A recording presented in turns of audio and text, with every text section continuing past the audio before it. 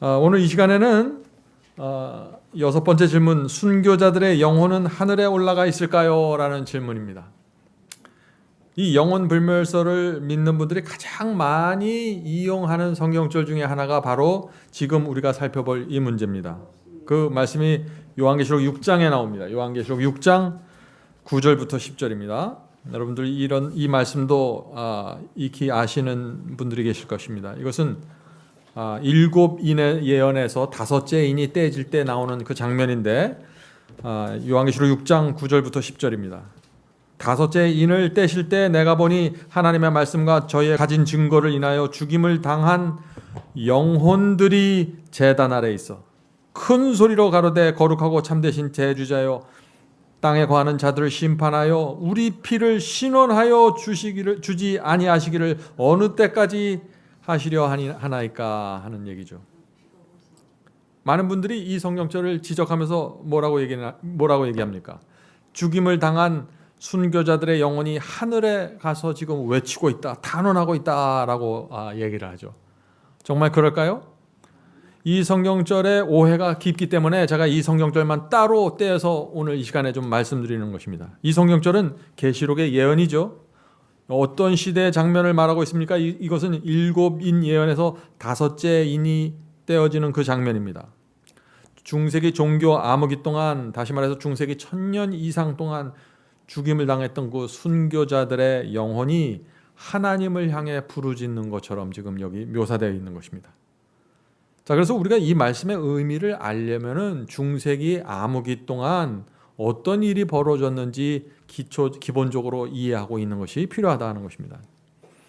중세기 1000년 동안 천주교가 그 종교 재판소를 만들었습니다.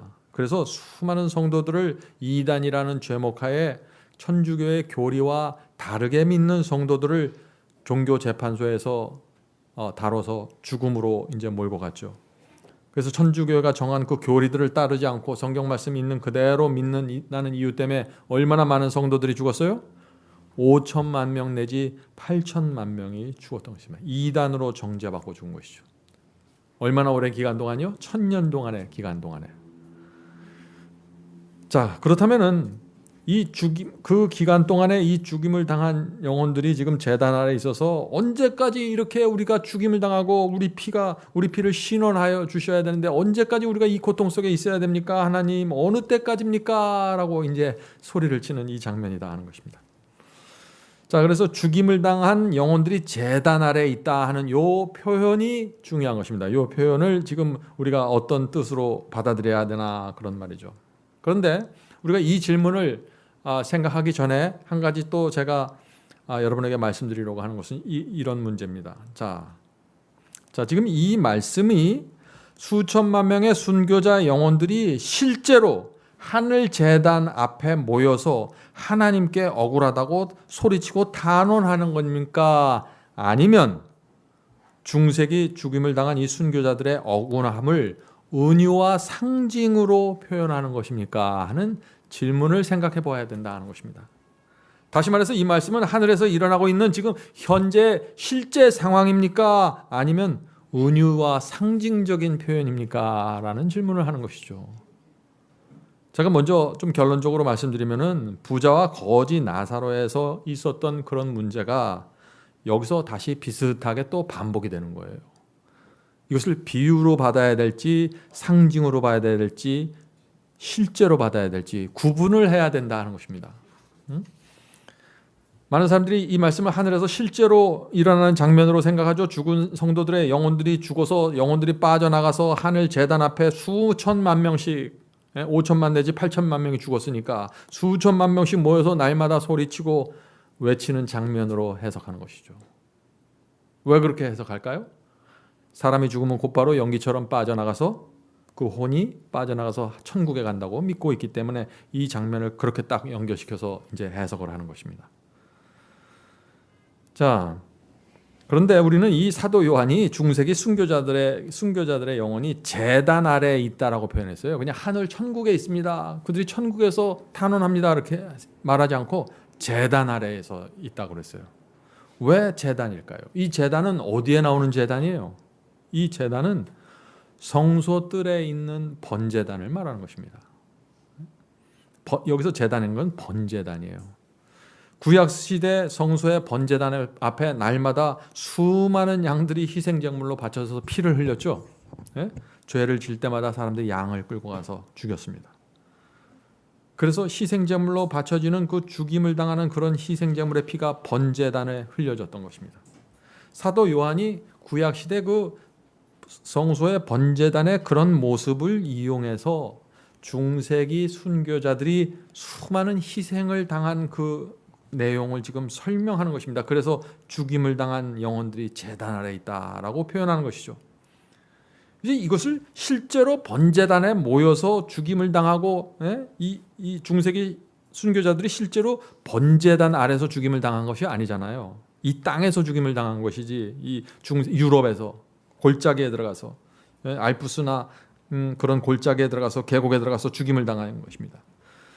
그래서 이 죽은 영혼들이 소리치고 우리 피를 신원해달라 외치는 것처럼 또 보이잖아요. 피가 어떻게 소리를 쳐요? 그게 아니잖아요 지금. 성경에는 이런 표현들이 여기뿐만 아니라 이 계시록뿐만 아니라 나오는 것입니다. 여기저기서. 특별히 동생을 죽인 가인 있죠? 가인에 대해서 말할 때도 비슷하게 표현해요. 성경은. 창세기 4장 10절 보겠습니다. 창세기 4장 10절. 가라사대 내가 무엇을 하였느냐? 내 아우 아벨이죠?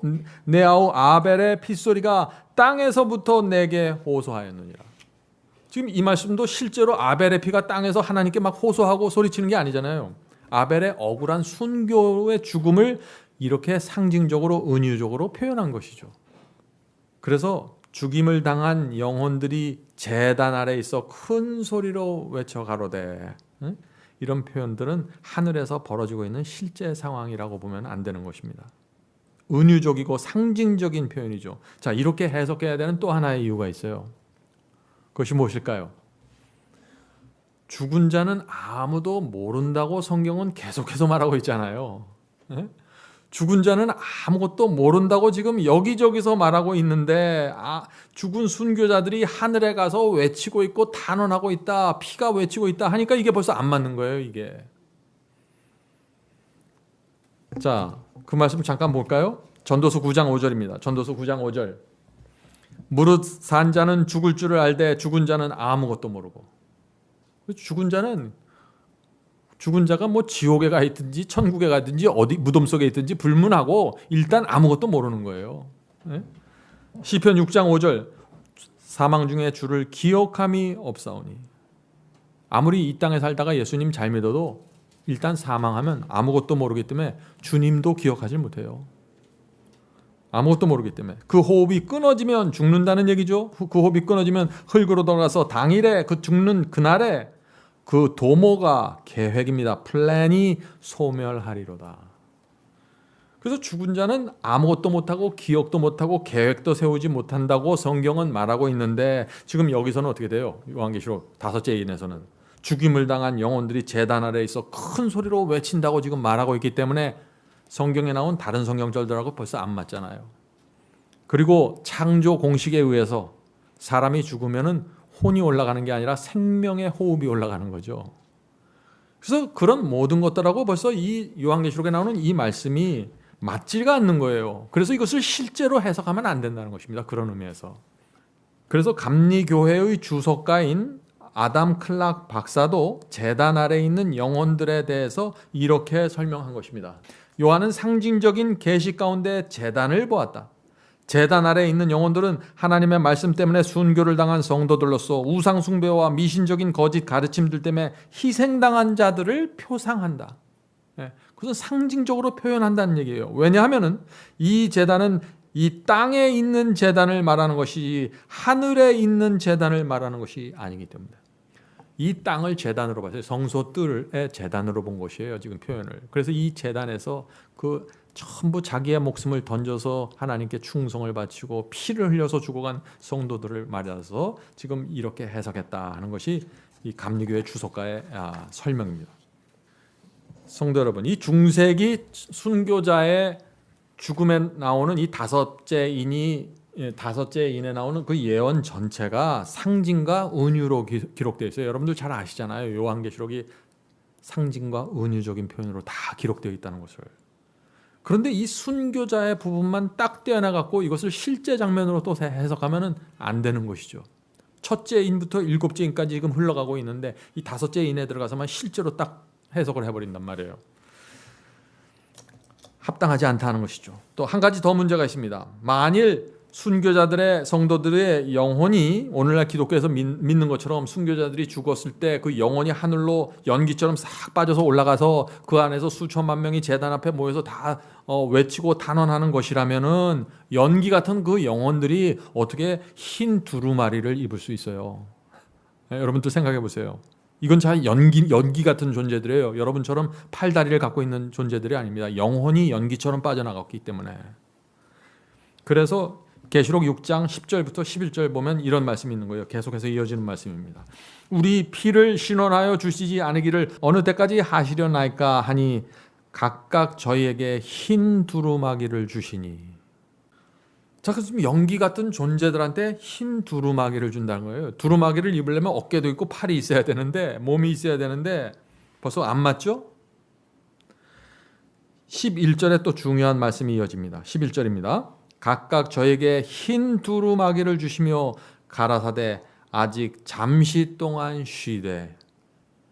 잠시 동안 쉬되, 이 말이 굉장히 중요한 말이에요. 성경에서 흰 두루마기가 무슨 뜻인가요? 흰 옷이라는 뜻이요. 순결과 승리와 구원을 상징한 의의 옷입니다. 그래서 구원받은 성도들에게 흰 두루마기를 준다는 표현들이 나오는 것입니다. 자, 그런데 예수께서 이 순교당한 성도들에게 흰 두루마기를 지금 주면서 뭐라고 말씀하세요? 잠시 동안 쉬어라. 아니, 순교자들은 이미 구원받아서 하늘에 올라가 있다고 지금 그렇게 해석하는데, 연기처럼 올라가서 지금 다 하늘에 가 있는데 뭘 또 잠시 동안 쉬어요? 이미 다 하늘에 올라가 있는데. 어떻게 해석해야 돼, 이것을? 무슨 말이에요? 잠시 동안 쉬라는 게. 무덤에서 잠시 동안 쉬라는 얘기 아니에요. 예수께서 재림하셔서 이 억울하게 죽은 성도들을 부활시키고 영생의 보상을 주실 때까지 잠시 무덤에서 쉬고 있어라 하는 얘기입니다. 이것이 성경이 말하는 부활신앙 아니에요. 그래서 이 부활신앙과 창조 공식과 사람이 죽을 때 몸은 땅으로 가고 생명의 오분 하늘로 올라간다. 이 기본적인 프레임을 정확하게 이해하고 있으면 흔들리지 않습니다. 이거를 정확하게 모르니까 이게 뭔가 하고 헤매는 거예요. 예? 중세기에 죽은 순교자들도 이 구원의 증거인 흰 두루마기를 받고 무덤 속에서 쉬면서 예수께서 재림하신 날을 기다리는 것입니다. 이게 상징적인 표현들이죠, 전부. 예? 자, 그래서 우리가 예수께서 재림하실 때 무덤이 열리면서 부활하는 그 사건을 한번 우리가 정확하게 알죠. 데살로니가전서 4장에 나오는 그 말씀. 우리가 주의 말씀으로 너에게 이것을 말하노니 주의 강림하실 때까지 해갖고 재림에 대한 얘기가 나옵니다. 그리고 뒤에 그리스도 안에서 죽은 자들이 먼저 일어나고 부활이죠. 그 후에 우리 살아남은 자들도 저와 함께 구름 속으로 끌어올려 공중에서 주를 영접하게 하시리니 그리하여 우리가 항상 주와 함께 하시리라. 그래서 죽은 자들이 예수께서 오실 때 무덤에서 일어나야 되는데 벌써 죽은 자의 영혼이 하늘에 가서 지금 소리치고 탄원한다 그러니까 이게 안 맞는 거 아니에요. 그래서 여러분들이 이것을 잊지 말으셔야 돼요. 창조 공식, 죽었을 때 생명의 호흡이 올라가는 것이지 영이나 영혼이 연기처럼 빠져나가는 것이 아니다. 이거 정확하게 아셔야 되고, 그리고 사람이 영원한 생명을 언제 받는가? 이것은 그리스도의 재림 때 선물로 받는 것이다 하는 것입니다. 죽는 순간에 올라가고 영원한 생명을 누리는 것이 아니라는 것이에요. 그래서 바울이 이 예수께서 강림하실 때 죽은 자들이 무덤에서 올라오는 이야기를 분명하게 기록해 놓은 것입니다. 중세기 순교자들이 결코 하늘에 먼저가 있을 수 없습니다. 모든 사람들은 다 예수께서 재림하실 때 부활해야만 그때부터 예수님과 함께 있을 수 있는 것이죠. 그래서 4장 17절에 그 마지막 보면 어떻게 되어 있어요? 저 노란 글씨에 있는 이 부분을 다시 한번 읽어보죠. 그리스도 안에서 죽은 자들이 먼저 일어나고 그 후에 우리 살아남은 자도, 이것은 그리스도를 살아서 바라보는 살아있는 성도 의인들을 말하는 것입니다. 우리 살아남은 자도 저희와 함께 구름 속으로 끌어올려 공중에서 주를 영접하시리니 그리하여 우리가 항상 주와 함께 있으리라. 그래서 주님과 함께 항상 있기 시작하는 때는 언제예요? 그러니까 부활해서 공중에서 영접하는 그 순간부터, 주님을 영접하는 그 순간부터 영원토록 항상 주님과 함께 있는 것이지, 죽자마자 다 혼이 빠져나가고 죽은 세계 성도들이 다 혼이 올라가고 연기처럼 모여서 제단 위에 모여서 다 수천만 명이 모여서 탄원하는 게 아니라는 거예요. 7번째 질문 보겠습니다. 7번째 질문, 이것은 우리가 여러 번 다뤘기 때문에 제가 짧게 하고 넘어가도록 하겠습니다. 죽은 사람은 지금 어디에 있습니까? 하는 질문입니다. 어떤 젊은 목사님이 아주 참 어려운 병에 걸려서 이제 돌아가시게 되었습니다. 그런데 이 교회에서 나이 많은 장로님들이 지금 목사님을 찾아와서 방문할 거 아니에요? 문병원에서 이제 눈물을 흘리면서 목사님을 위로해 주는 것입니다. 기도할 때, 기도하면서. 그러니까 이 목사님이, 이 젊은 목사님이 이 나이 든 장로님을 향해서 이렇게 말했다고 해요. 믿음이 좋은 장로님들이 먼저 천국에 가셔야 되는데 젊은 제가 먼저 가게 돼서 죄송합니다. 몸은 죽지만 제 영혼은 곧바로 하늘에 가서 주님과 만나게 될 것이니까 걱정하지 마세요. 오늘날 대부분의 사람들이 이렇게 생각을 해요. 네, 이상하게 뭐 웃으실 거 없어요. 우리가 진리를 정확하게 보니까 야, 이건 좀 해도 너무했구나 하는 말을 하는 거죠. 만약에 사람이 죽는 순간 영혼이 육체를 빠져나와서 의인들은 하늘에 가고 뭐 악인들은 지옥에 간다면은 성경에 나오는 선지자들과 의인들, 이런 사람들은, 이런 영혼들은 지금 다 하늘에 가 있어야겠죠. 그 사람들은 선지자들, 구약 시대의 선지자들. 악인들의 영혼은 다 지옥에 가 있어야 되고. 정말 그럴까요? 그렇지 않다는 거예요. 성경은 죽은 자들의 현주소를 정확하게 말해요. 죽은 의인들이 있는 곳이 어디입니까? 무덤입니까? 천국입니까? 여러분들 대답해 보세요. 어디예요? 무덤이에요. 이제 속 시원하게 이제 대답들이 나와서 좋습니다. 사도행전 2장에서는 아주 노골적으로 얘기해요, 이거를. 자, 보세요. 사도행전 2장에서 베드로는 죽은 지 700년 이상 되는 다윗에 대해서 놀라운 얘기를 합니다. 사도행전 2장 34절. 다윗은 하늘에 올라가지 못하였으나. 너무나 기가 막힌 얘기 아니에요? 다윗이 죽고 난 지 벌써 700년이란 긴 세월이 지났는데 다윗이 천국에 가서 영생의 복을 누리지 못하고 있다고 지금 말하고 있는 것입니다. 다윗이 하늘에 올라가지 못했는데 누가 감히 올라가요? 베드로의 말을 계속해서 들어보시기 바랍니다. 사도행전 2장에만 있는 말씀이죠. 사도행전 2장 29절 34절입니다.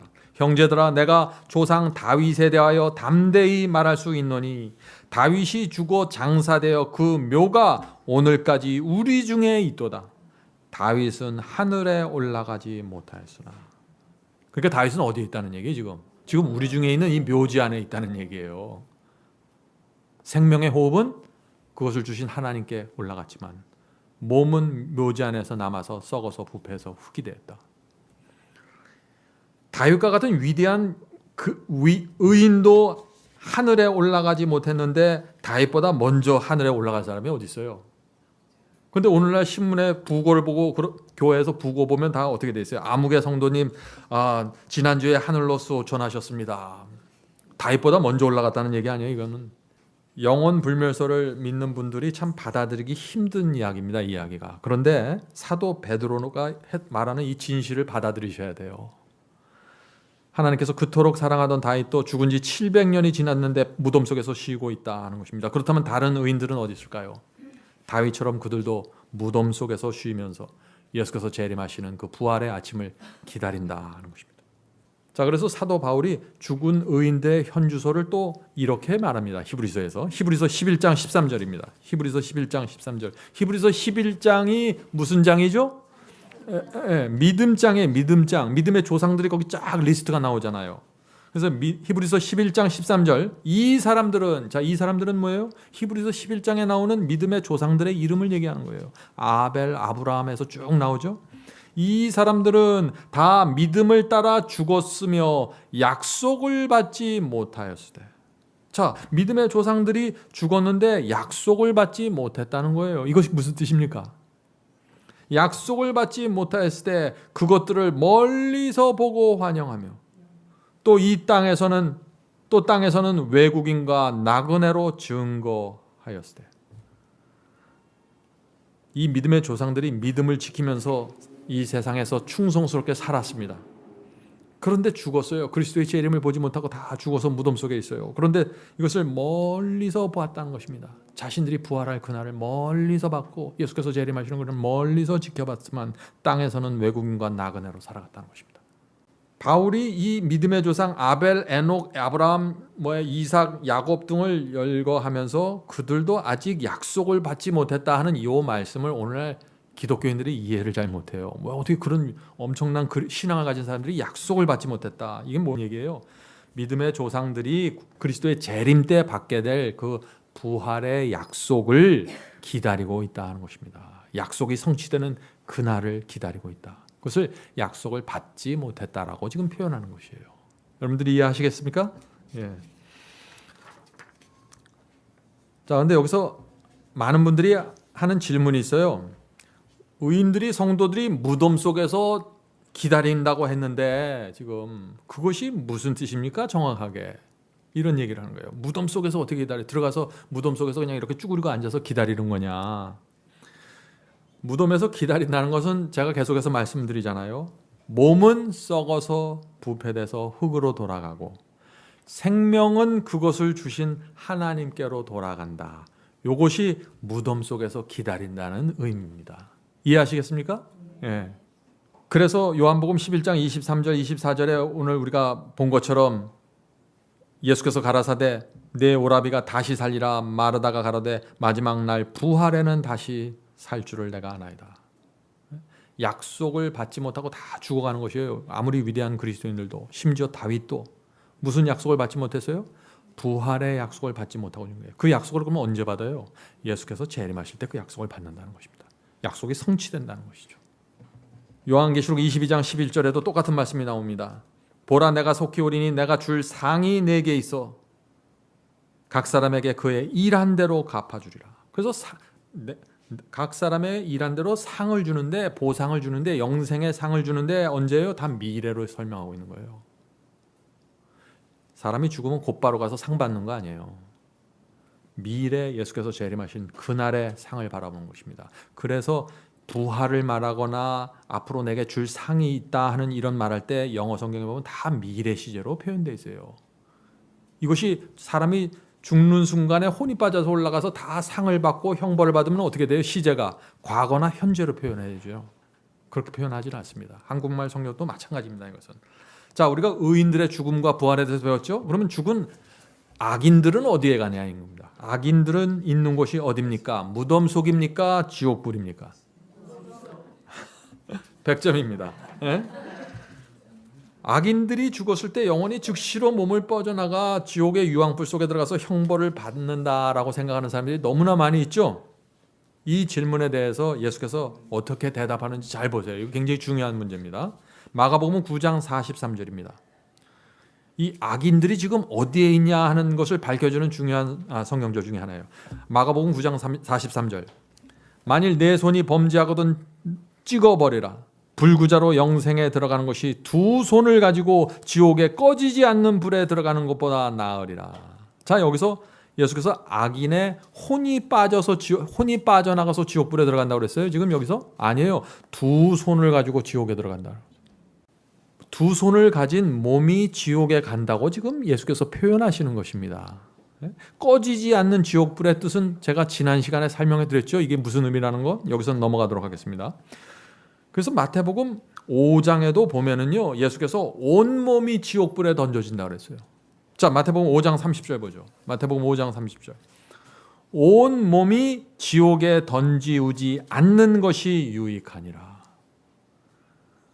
성도 여러분, 악인이 죽을 때 영혼이 소리 없이 몰래 빠져나가서 지옥불에 들어가서 형벌을 받는다고요?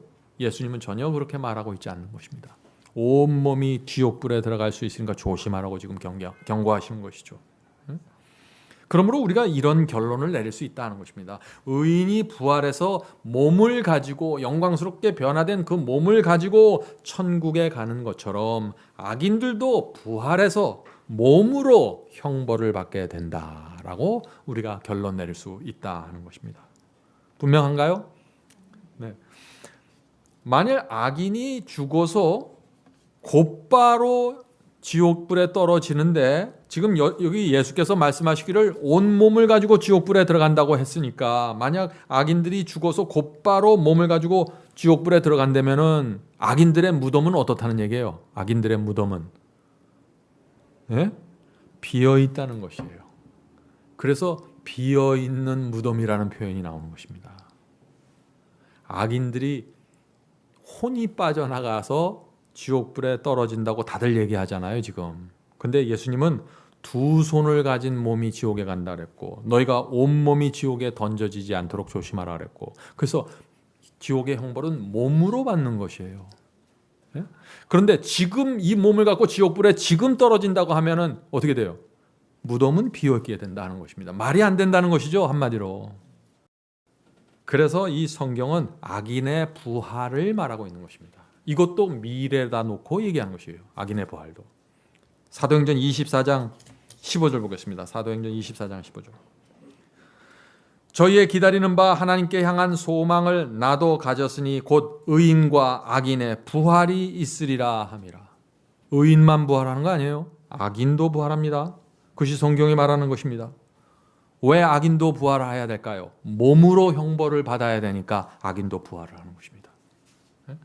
부활하지 않으면 어떤 사람도 하늘에 올라갈 수 없고 어떤 사람도 지옥에 갈 수 없어요. 부활이 전제 조건입니다. 왜? 뭐든지 몸으로 가는 것이에요. 그냥 연기가 가지는 거예요. 연기가 혼이 연기처럼 빠져나가는 것이 아니에요. 연기처럼 혼이 빠져나가서 천국 가는 것도 아니고 연기처럼 혼이 빠져나가서 지옥 가는 것도 아니에요. 둘 다 몸이 가는 것입니다. 그것이 성경의 사상이에요. 분명한가요? 예. 자, 그래서 요한복음 5장 28절 29절 보면 이렇게 말씀되어 있죠. 이를 기이 여기지 말라. 무덤 속에 있는 자가 다 모두 그의 음성은 뭐야? 그리스도의 음성을 들을 때가 오나니 선한 일을 행한 자는 의인들을 말하는 거죠. 성도들은 생명의 부활로 일어나고 악한 일을 행한 자는 심판의 부활로 나오리라. 그래서 다 부활이 있어야 되는 것입니다. 그런 다음에 천국도 가고 그런 다음에 지옥도 간다는 것입니다. 자, 그러므로 이제 우리는 이런 질문에 분명히 대답할 수 있어야 돼요. 죽은 의인들은 지금 어디에 있습니까? 무덤 속에서 기다리고 있죠. 부활의 아침을 기다리고 있습니다.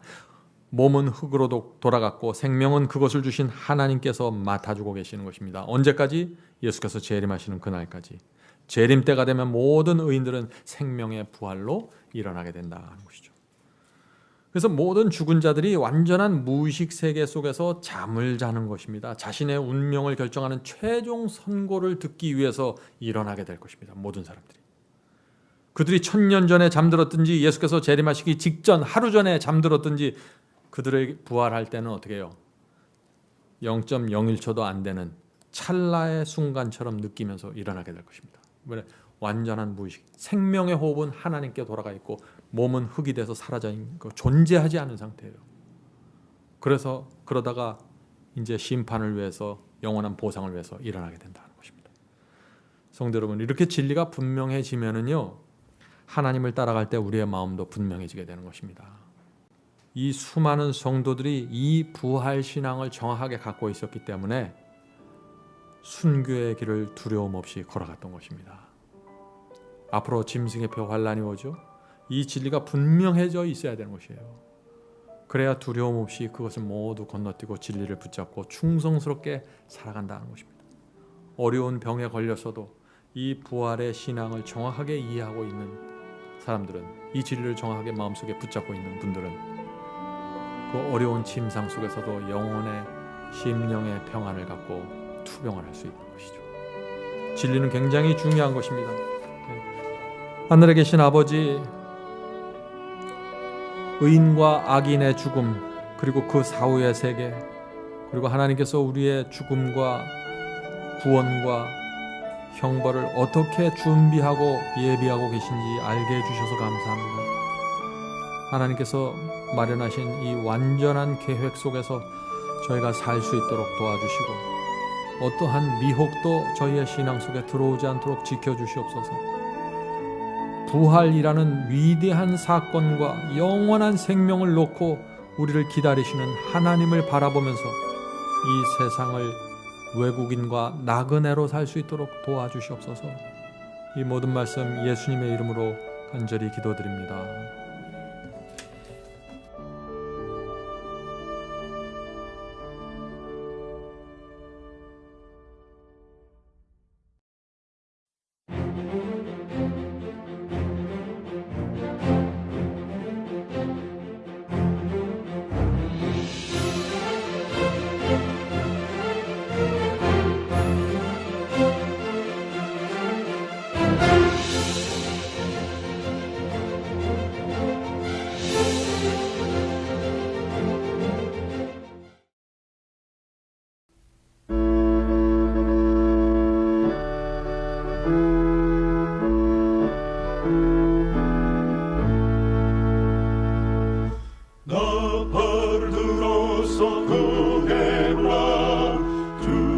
예수 다시 오네. 나그네 기꺼이 노래하라. 주 예수 다시 오네. 다시 오네. 다시 오네. 주 예수 다시 오네. 산들아 울려라 큰 소리로. 주 예수 다시 오네. 죽임을 당하신 참 어린 양. 주 예수 다시 오네.